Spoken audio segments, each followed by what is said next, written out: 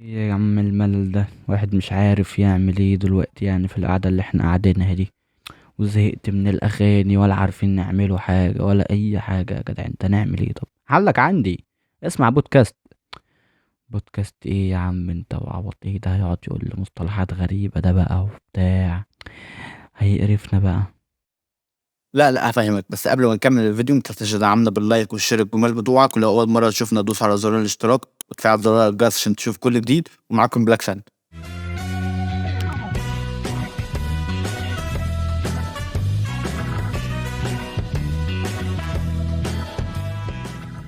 ناخد الحوار كده واحده واحده. ايه اصل الكلمه اساسا؟ بودكاست. هنا بقى هنقسمها مقطعين. بودكاست. نبدا ببود. ايه قصتها؟ هنا الكلمه طلعت من جهاز ابل الشهير اللي هو ايبود، وكان الجهاز صغير قد كده، كان بيشغل عليه موسيقى واغاني وبس. يا دوب بس تحط الهاند فري في ودانك وبس، خلاص شغل براحتك. وساعتها طلعت من كلمه بود اللي وقتها كان معناها جيب. وخلاص بقى ساعتها طلعوا اسم الجهاز منها واتشهرت ساعتها. بالنسبه بقى لكلمه كاست، واللي متاخده من كلمه برودكاست. برودكاست غير بودكاست، واللي كان معناها بس من غير تحديد نوع، بس فيديو بقى، بس برنامج، بس صوتي، اي حاجه. لما جوها مع بعض بقى وطلعها كلمه بودكاست، واللي ساعتها اترجمت بتدوين صوتي او بس صوتي. حلو قوي بقى الكلام ده. البتاع ده لسه جديد ولا ايه النظام؟ لا يا معلم، البودكاست ده اساسا من 2004، واول برنامج بودكاست اتعمل كان في اكتوبر 2003. ساعتها مصطلح بودكاست ما كانش لسه مشهور قوي.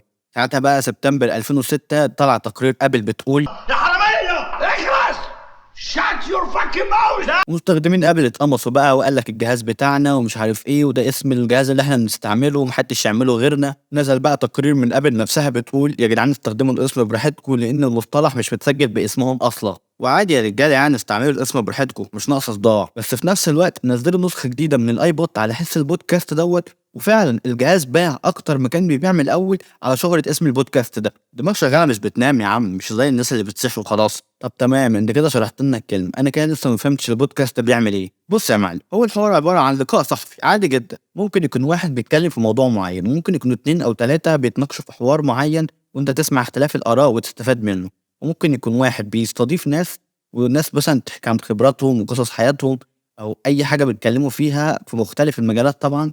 وانت طبعا اللي هتستفاد من كل ده. وممكن كمان تسمع بودكاست بلغه معينه عشان تطور مهارات السمع عندك وتطور نفسك في اللغه عن طريق الهاند فري بس الفرق هنا اللي هو يكون صوت بس، وفي قنوات بتصور وبتنزل على اليوتيوب لو حبيت تتفرج. بالظبط كده نفس ما جه في دماغك حوار الراديو، بس ده بقى بيبقى من جيبك بقى، من التليفون ومن النت او من غير، متاح الاثنين. انواع البودكاست بقى كتيره جدا على حسب اهتماماتك وعلى حسب مجالك وعلى حسب انت عايز تسمع عن ايه اصلا.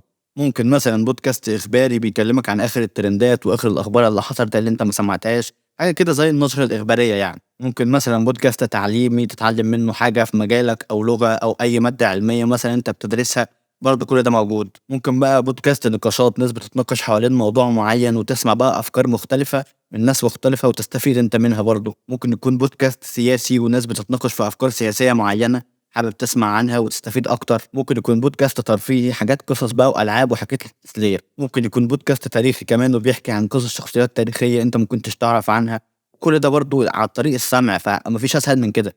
ممكن يكون ديني او صحي، صحه جسديه بقى او صحه نفسيه، الاتنين موجودين، مش الصوره اللي زي الزفت اللي صدروها بتاع التيك توك. وبص بقى رساله كده لبتوع التيك توك، عارف انها ممكن ما توصلش بس لازم اقولها للناس بقى اللي شافت بودكاست لشخص ما اول حرف من اسمه عمر الضفراوي. مفيش وقت نزوق كلام. شافوه وهو بيحكي قصه حصلت في حياته وحكى ردة فعله او هو اتصرف ازاي ساعتها.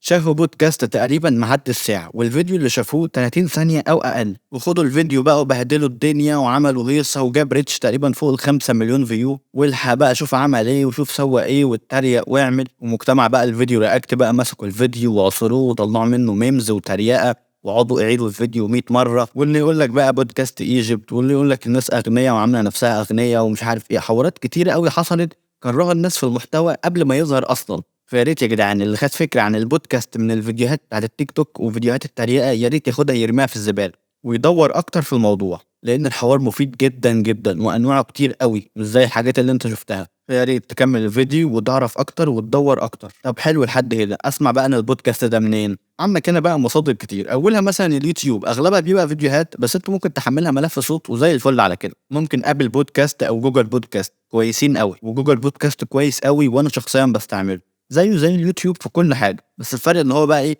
كله صوت مفيش ولا فيديو، ومجاني كمان، تقدر تسمع بنت او من غير نت. بس ابل بودكاست بقى الصراحه ما اعرفش نظامه ايه، لو حد من مستخدمين ابل يقول لنا تحت في الكومنتات عشان يفيد غيره. وبرضه بيرفعوها على مصادر مدفوعه زي سبوتيفاي وانغامي، بس عندك ساوند كلاود كمان مجاني وكمان هتلاقي عليه بودكاست. وفي برنامج كمان عربي كده الصراحه كان جامد قوي وعامل تقسيمات حلوه زيها زي نتفليكس كده بالظبط، اسمه بوديو. ممكن ابقى اعمل فيديو مخصوص عنه، يستاهل الصراحه. يعتبر دي احسن مصادر تسمع من عليها بودكاست. لو حد يعرف مصادر تانية انا ما قلتهاش يبقى يكتب لنا برضه في الكومنتات. وبس كده باختصار شديد، البودكاست ده عباره عن محتوى صوتي فقط، وانواعه كتيره جدا وكلها مفيده قوي. فكك بقى من فيديوهات التيك توك اللي كلها بتموت في السف والتريقه. هل انا مش عايز اعمل بودكاست؟ لا الصراحه نفسي وعندي فكرتين اعملهم، بس مش دلوقتي، يعني على الوقت البعيد شويه، مش دلوقتي خالص. هل ده محتوى جديد؟ لا مش جديد، ومحتوى اساسا قديم من زمان بره، بس اتشهر دلوقتي في مصر ولسه هيتشهر اكتر واكتر. هيظهر ناس كتيره جدا محتواها بس بودكاست، وهيبقى فرع جديد من صناعه المحتوى. استنى عليه شويه وهيخش فيه الاعلانات والرعايه، وهيبقى مصدر رزق جديد للناس كلها. ونصيحه مني، قلل اغاني واسمع بودكاست، لان الحوار مفيد قوي فوق ما تتخيل، من تطوير ذات بقى وتكوين فكر جديد ومعلومات جديده. بص معلومات كتير قوي هنعدها لبكره تقريبا. ولو حابين اعمل لكم عن احسن بودكاست انا بسمعها، ممكن اعمل لكم مثلا فيديو ترشيحات برضه، بكتب لي في الكومنتات وممكن نعملها. وبس كده، يا رب نكون فدناكم. ما تنسوا دعمنا باللايك والشير الجمال بتوعك، ولو اول مره تشوفنا تشترك معانا في القناه تشوف كل جديد، وتفعل زر الجرس برضه عشان يوصلنا في كل الفيديوهات. وبقيه صفحاتي برضه كلها تحت في صندوق الوصف، بقى ارجع واشوفها كلها عشان هتفيدك طبعا. ومع السلامه.